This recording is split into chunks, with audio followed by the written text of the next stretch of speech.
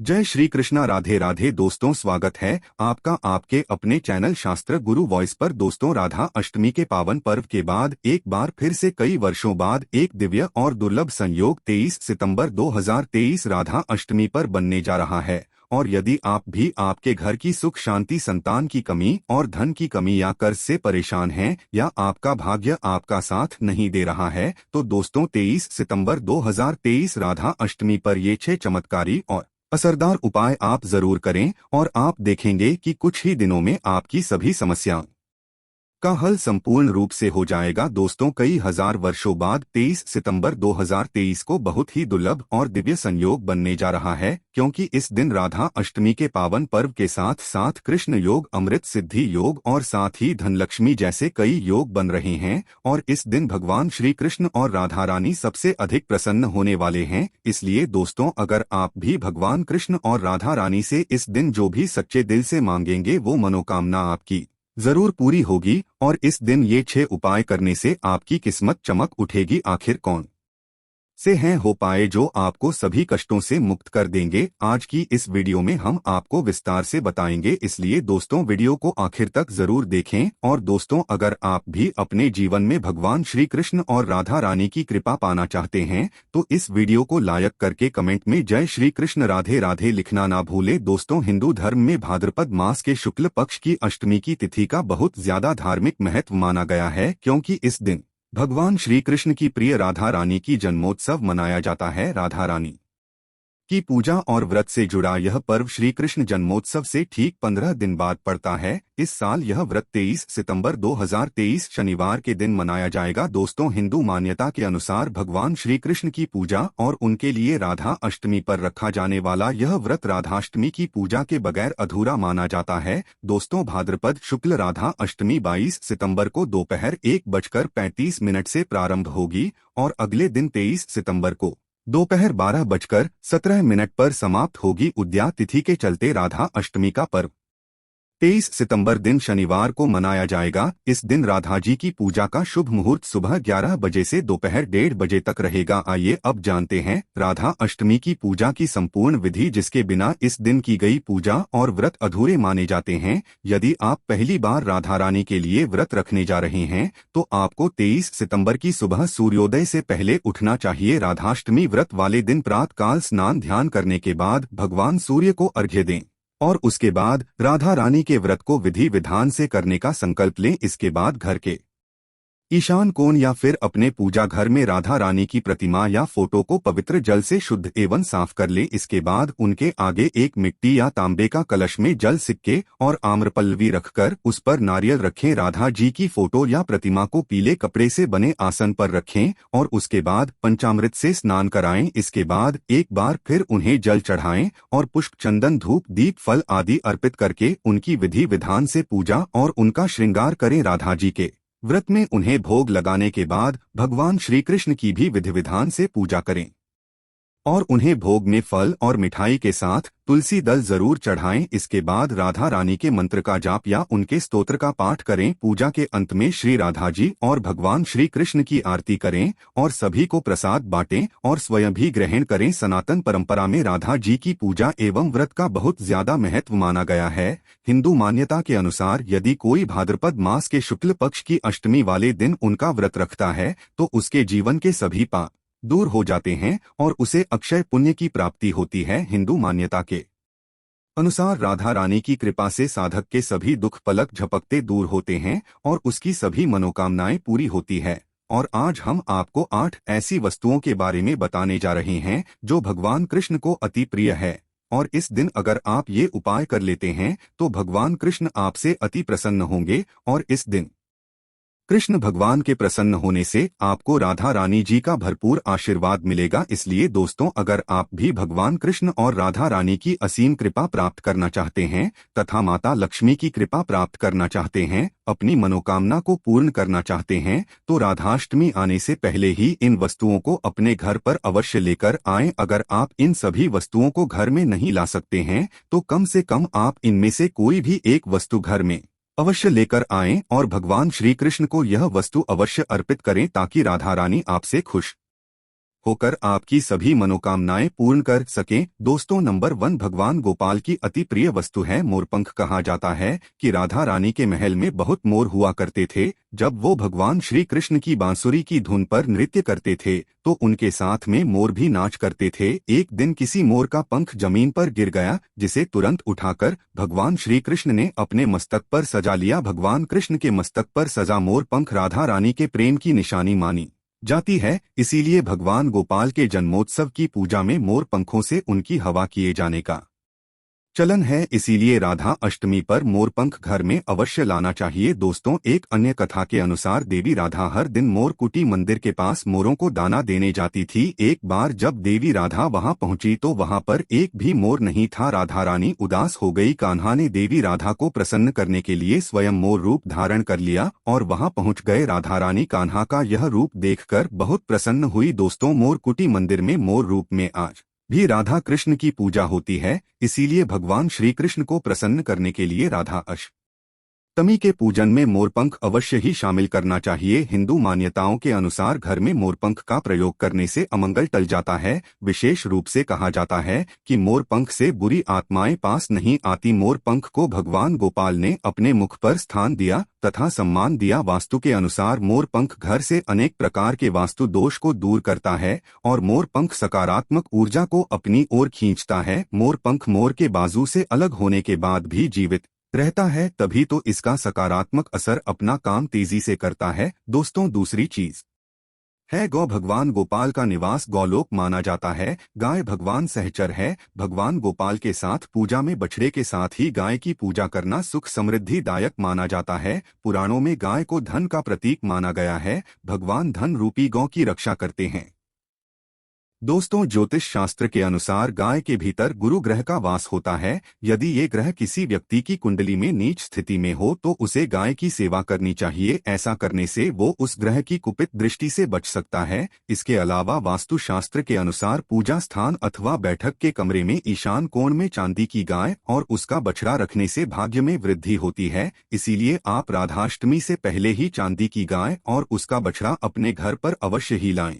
अगर आप चांदी का नहीं ला सकते हैं तो आप मिट्टी का ला सकते हैं या फिर आप गाय और बछड़े की तस्वीर लाकर भी ईशान कोण में लगा सकते। दोस्तों, तीसरी चीज है बांसुरी। भगवान राम की पहचान धनुष है तो भगवान गोपाल की बंसी। भगवान गोपाल की मधुर बांसुरी की धुन सुनकर गोपियों उनकी ओर खींची चली आती थी। भगवान गोपाल की बंसी प्रेम और आनंद का प्रतीक है। बाल कृष्ण गोपियों के साथ बंसी बजाकर रास रचाते थे और सृष्टि में प्रेम का संचार करते थे। दोस्तों, राधा अष्टमी के दिन भगवान श्री कृष्ण के श्रृंगार की सामग्री में बांसुरी को शामिल करने से गृहस्थी में प्रेम और आनंद आता है। भगवान कृष्ण को बांसुरी अर्पित करने के साथ ही आप अपने घर में बांसुरी को अवश्य ही लाएं। दोस्तों, माना जाता है कि जहां कहीं भी वास्तु दोष हो वहां बांसुरी लगाने से वास्तु दोष दूर हो जाता है। लेकिन ध्यान देना जरूरी है कि बांसुरी कभी भी सीधी नहीं लगानी चाहिए, बल्कि इसे हमेशा तिरछा लगाने से लाभ मिलता है। साथ ही बांसुरी का मुंह हमेशा नीचे रहना चाहिए। इसके अलावा दाम्पत्य जीवन में तनाव या फिर कलहपूर्ण वातावरण रहता हो तो सिरहाने में बांसुरी रखकर सोने से बहुत अधिक लाभ मिलता है। दोस्तों, चौथी चीज है पीले वस्त्र। राधा अष्टमी के वक्त भगवान के बाल स्वरूप को पंचामृत से स्नान कराने के पश्चात पीले रंग के नए वस्त्र पहनाए जाते हैं।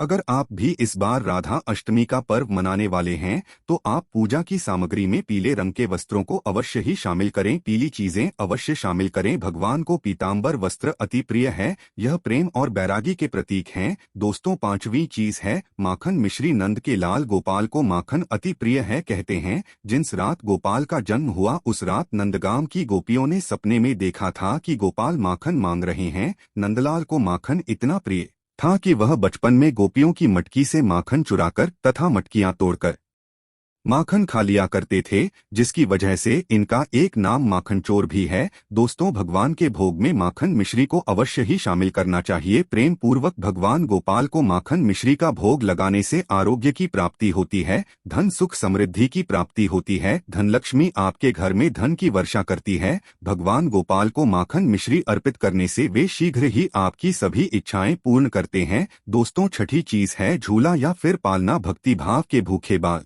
गोपाल को राधा अष्टमी पर झूला झुलाने की परंपरा चली आ रही है। यह ठीक उसी प्रकार से है, जैसे बच्चे के जन्म के बाद उसे पालने में झुलाने से आनंद की प्राप्ति होती है, उसी प्रकार भक्तजन अपने प्रभु के बाल स्वरूप को पालने में झूलाकर भक्ति के परम सुख को प्राप्त करते हैं। दोस्तों, भगवान को झूला या पालना भेंट करने से प्रेम और आनंद की प्राप्ति होती है और एक नारी को भगवान गोपाल की तरह ही एक सुंदर पुत्र की प्राप्ति होती है, जो कि ऐसा बालक भगवान गोपाल की तरह ही मनमोहक होता है, सुंदर होता है, आकर्षण से भरा होता है।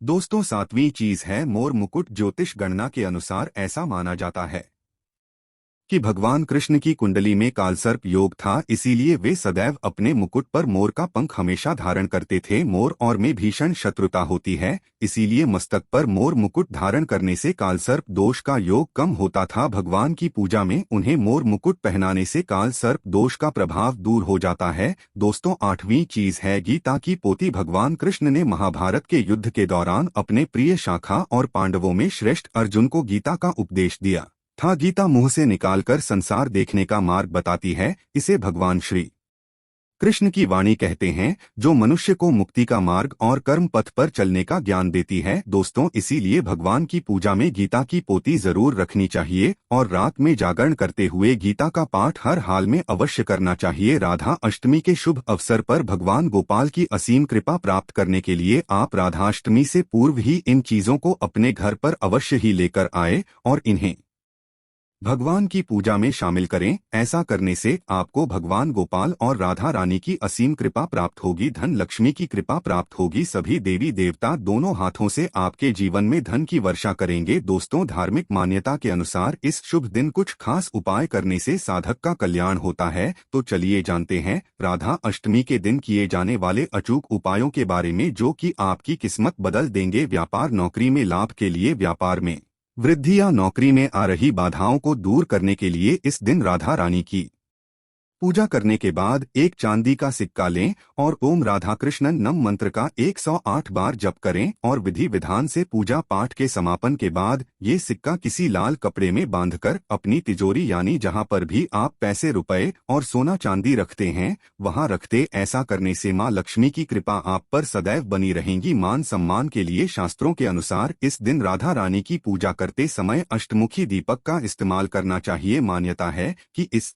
दिन अष्टमुखी दीपक में इत्र डालकर प्रज्वलित करने से समाज में मान सम्मान बढ़ता है और सुख समृद्धि की प्राप्ति होती है। इसके साथ ही आपके घर में मां लक्ष्मी का वास होता है। प्रेम संबंधों के लिए राधा अष्टमी के दिन पूजा करते समय भगवान श्री कृष्ण और राधा रानी की प्रतिमा के सामने कपूर रखें। पूजा के बाद इस कपूर को एक मिट्टी के दिए में रखकर बेडरूम में जलाएं और इसका धूप दिखाएं। इससे घर से नकारात्मक ऊर्जा दूर होती है और सकारात्मक ऊर्जा का संचार होता है। इसके फलस्वरूप पति पत्नी में प्रेम बढ़ता है और अखंड सौभाग्य की प्राप्ति होती है। मनपसंद जीवन साथी पाने के लिए, मनचाहा जीवन साथी पाने के लिए इस दिन भगवान श्री कृष्ण को हल्दी और चंदन का तिलक लगाना चाहिए और राधा रानी को कुमकुम का तिलक अर्पित करना चाहिए। वहीं प्रेम में सफलता पाने की इच्छा रखने वाले लोगों को इस दिन भोजपत्र लाकर उस भोजपत्र पर अपने प्रेमी या प्रेमिका का नाम सफेद चंदन से लिखकर राधा कृष्ण के चरणों में अर्पित कर देना चाहिए। वो उनसे सच्चे मन से प्रार्थना करनी चाहिए। ऐसा करने से आपको मनचाहा जीवन साथी मिलता है।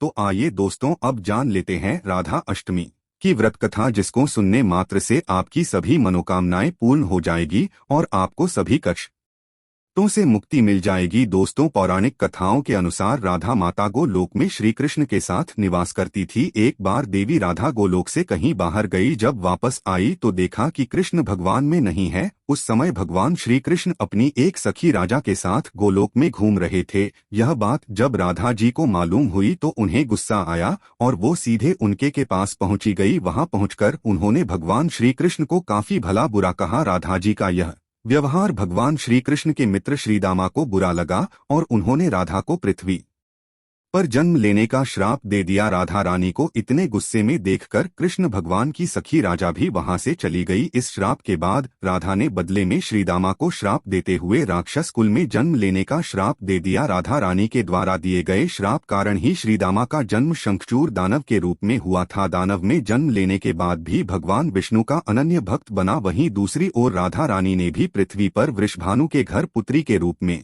जन्म लिया, लेकिन राधा रानी वृषभानु जी की पत्नी देवी कीर्ति के गर्भ से नहीं जन्मी थीं। दरअसल जिस समय श्रीदामा और राधा रानी ने एक दूसरे को श्राप दिया, तब भगवान श्री कृष्ण ने राधा रानी से कहा कि आपको पृथ्वी पर देवी कीर्ति और वृषभानु जी की पुत्री के रूप में रहना है। इसके आगे भगवान श्री कृष्ण ने राधा रानी से कहा कि जब आप विवाह के योग्य हो जाएंगे तो आपका विवाह मनुष्य के अवतार में रायण नामक एक वैश्य से होगा। हालांकि वह भी मेरे अंश अवतारों में से ही एक होगा। आप धरती पर भी मेरी प्रियतम बनकर ही रहेंगी, परंतु हम दोनों को वहां बिछड़ने का दुख सहना होगा। ये राधा रानी, अब आप धरती पर जन्म लेने की तैयारी करें। सांसारिक दृष्टि में देवी कीर्ति गर्भवती हुई और उन्हें प्रसव भी हुआ, लेकिन देवी कीर्ति के गर्भ में योगमाया की प्रेरणा से वायु का प्रवेश हुआ और उन्होंने वायु को ही जन्म दिया। जब वह प्रसव पीड़ा से गुजर रही थी, उसी समय वहां देवी राधा रानी एक प्यारी सी कन्या के रूप में प्रकट हो गई। जिस दिन राधा रानी प्रकट हुई वह भाद्रपद शुक्ल पक्ष अष्टमी का दिन था, इसलिए भाद्रपद शुक्ल पक्ष अष्टमी को राधा रानी अष्टमी के रूप में जाना जाता है। इस दिन भगवान श्री कृष्ण और राधा रानी की पूजा की जाती है। इस व्रत को करने से हमें सभी सांसारिक सुख आनंद प्राप्त होते हैं। मान्यता के अनुसार इस व्रत को करने से धन की कमी नहीं होती और घर में बरकत बनी रहती है। दोस्तों, राधा के बिना श्री कृष्ण का व्यक्तित्व अपूर्ण माना जाता है। इस दिन यदि भगवान कृष्ण और राधा जी का पूजन करना शुभ माना जाता है, लेकिन यदि आप अपने जीवन की परेशानियों से मुक्ति पाना चाहते हैं तो आपको इस दिन अपनी राशि के अनुसार कुछ उपाय जरूर करने चाहिए। राधा अष्टमी पर राशि के अनुसार करें ये उपाय। मिथुन राशि, राधा अष्टमी के दिन मिथुन राशि के लोगों को दूध में थोड़ा सा घी मिलाकर उनका अभिषेक करना चाहिए और उन्हें पिस्ता या दूध से बनी मिठाई का भोग लगाएं। ऐसा करने से आपके वैवाहिक सुख में आ रही कमी दूर हो जाएगी। कर्क राशि के जातकों को राधा अष्टमी के दिन घी से राधा जी और कृष्ण जी का अभिषेक करना चाहिए और साथ ही उन्हें मीठे दही और केसर से बनी मिठाई का भोग लगाएं। ऐसा करने से आपकी स्वास्थ्य संबंधी परेशानी दूर हो जाएगी। मेष राशि, इस राशि वाले लोगों को इस दिन राधा जी और भगवान श्री कृष्ण का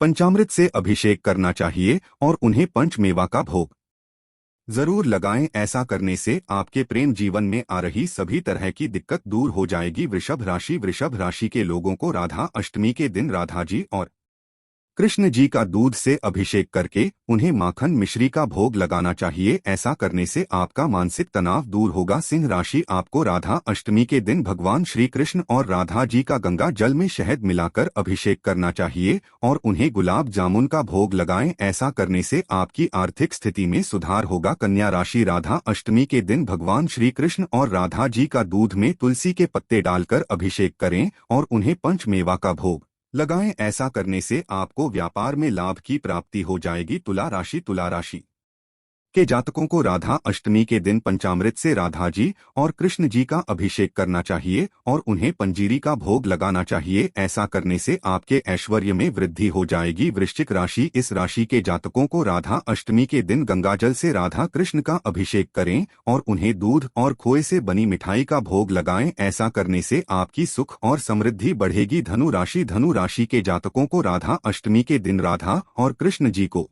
पंचामृत में तुलसी और हल्दी डालकर उनका अभिषेक करें और उन्हें पंचमेवा और गुलाब जामुन का भोग लगाएं। ऐसा करने से आपकी संतान संबंधी सभी परेशानियां समाप्त हो जाएगी। कुंभ राशि, यदि आपको नौकरी में किसी प्रकार की कोई समस्या आ रही है तो आप राधा अष्टमी के दिन राधे जी और कृष्ण जी का पंचामृत से अभिषेक करें और उन्हें ऋतु फल का भोग लगाएं। मीन राशि के जातकों को राधा अष्टमी के दिन राधा जी और कृष्ण जी का शहद से अभिषेक करें और उन्हें केसर से बनी मिठाई का भोग लगाएं। ऐसा करने से आपको हर कार्य में सफलता की प्राप्ति होगी। मकर राशि, राधा अष्टमी के दिन मकर राशि के जातकों को गंगाजल से राधा और कृष्ण जी का अभिषेक करना चाहिए और उन्हें मेवे की बर्फी का भोग लगाएं। ऐसा करने से आपके जीवन की सभी परेशानियां समाप्त हो जाएगी। तो दोस्तों, ये थी राधा अष्टमी से जुड़ी संपूर्ण जानकारी। आशा करते हैं आपको पसंद आई होगी। दोस्तों, अगर आप भी अपने जीवन में भगवान श्री कृष्ण और राधा रानी की कृपा पाना चाहते हैं तो इस वीडियो को लाइक करके कमेंट में जय श्री कृष्ण राधे राधे लिखना न भूलें। साथ ही चैनल को जरूर सब्सक्राइब कर लें ताकि आने वाला ज्ञान वाला वीडियो आपको सबसे पहले मिल सके।